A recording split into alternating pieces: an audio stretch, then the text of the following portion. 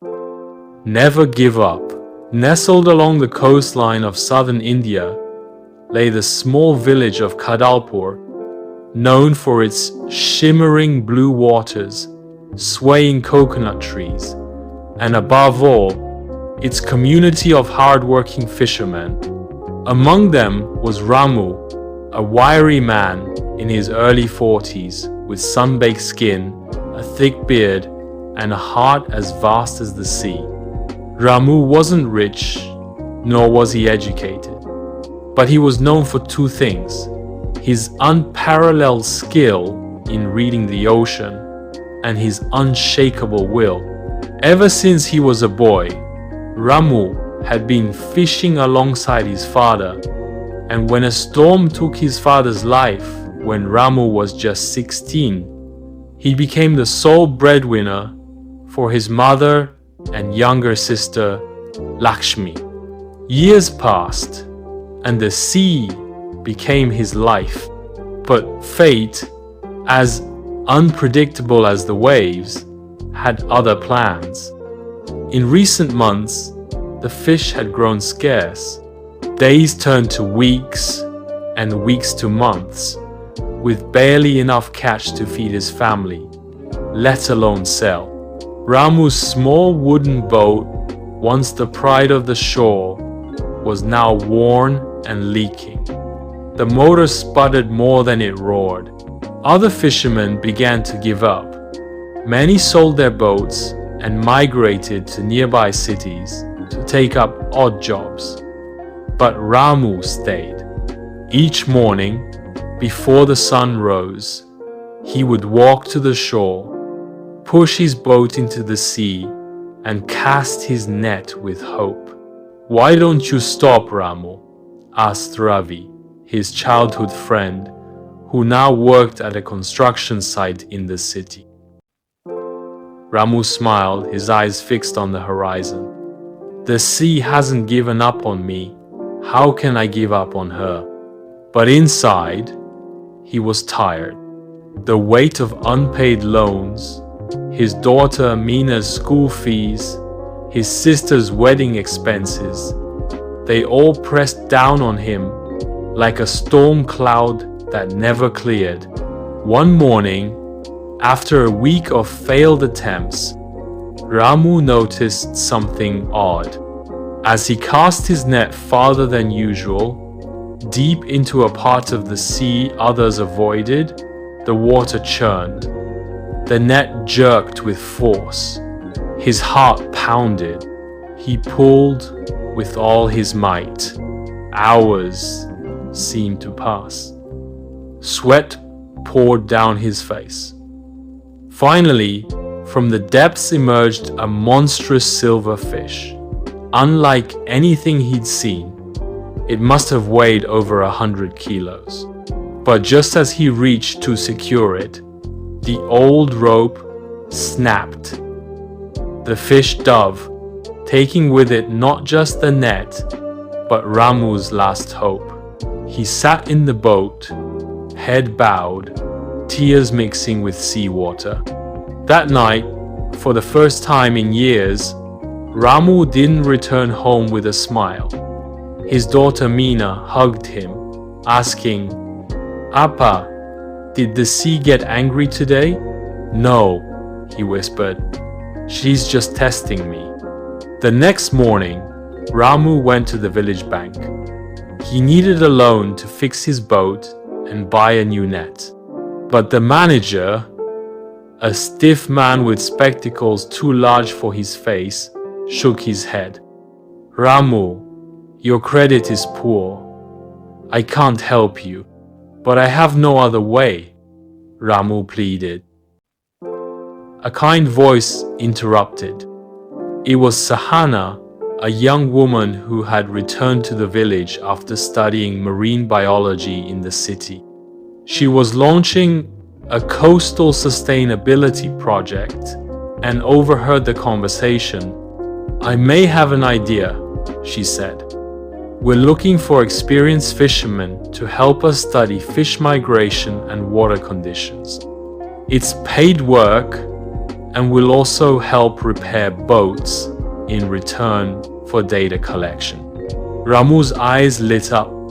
It wasn't just charity, it was purpose. Over the next few weeks, Ramu worked with Sahana and her team. He learned to use GPS, log fish data, measure water salinity, and even read charts. The work fascinated him. He still fished when he could, but now he had tools. He discovered that the fish population had shifted due to warming waters and pollution.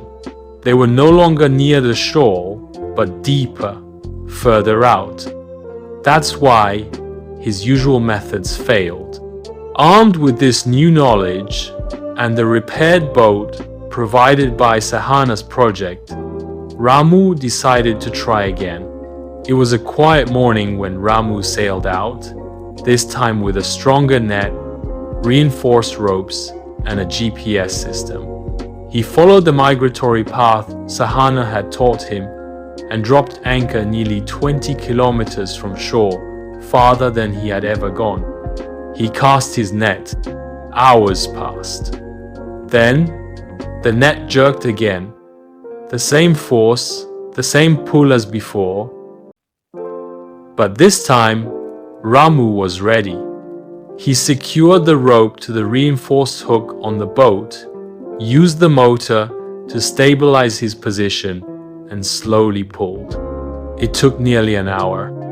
But when the fish surfaced glimmering, massive and majestic, Ramu laughed out loud.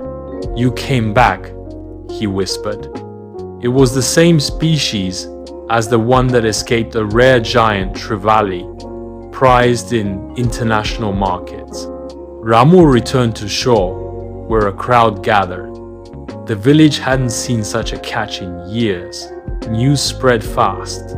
With Sahana's help, Ramu was able to sell the fish to a global seafood exporter at a record price. He cleared his debts, paid Mina's school fees, and began restoring his boat. But Ramu didn't stop there. He urged other fishermen to join the sustainability project. He taught them what he had learned about ocean warming, migration, and smart fishing. He became a leader, not by force, but by example. Soon, the village that was once struggling saw a revival. Youngsters who had left returned. Women were employed in data logging and net weaving. Sahana's project received national recognition. And at the heart of it all stood Ramu, the man who never gave up. A year later, during a coastal conservation conference in Chennai, Ramu was invited as a guest speaker.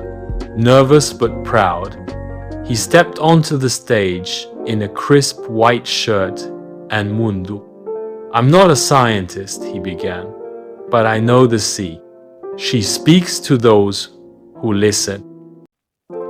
He shared his story not just of struggle and survival, but of learning, adapting, and growing. The audience gave him a standing ovation. Back in Kadalpur, things had changed. Children learned about the ocean in school. Fishermen used eco-friendly methods. Boats were equipped with basic tech. Ramu would still go out to sea, not for money, but for love. He said it was his way of talking to the ocean, like writing letters to an old friend. One evening, Mina sat beside him as they watched the sunset. "Appa," she said, "you know what I'll tell people when I grow up?" "What?" Ramu smiled. "That my father didn't just catch fish, he caught dreams." He chuckled, eyes moist, "and never let them go." Years later, Ramu became a mentor to young fishermen across the state. His name appeared in textbooks as a local hero, but he never let it get to his head. When asked what kept him going, he would say, "Everyone faces storms on land or sea. What matters is whether you keep sailing. The sea will test you, scare you, even break you. But if you hold on, she will also bless you.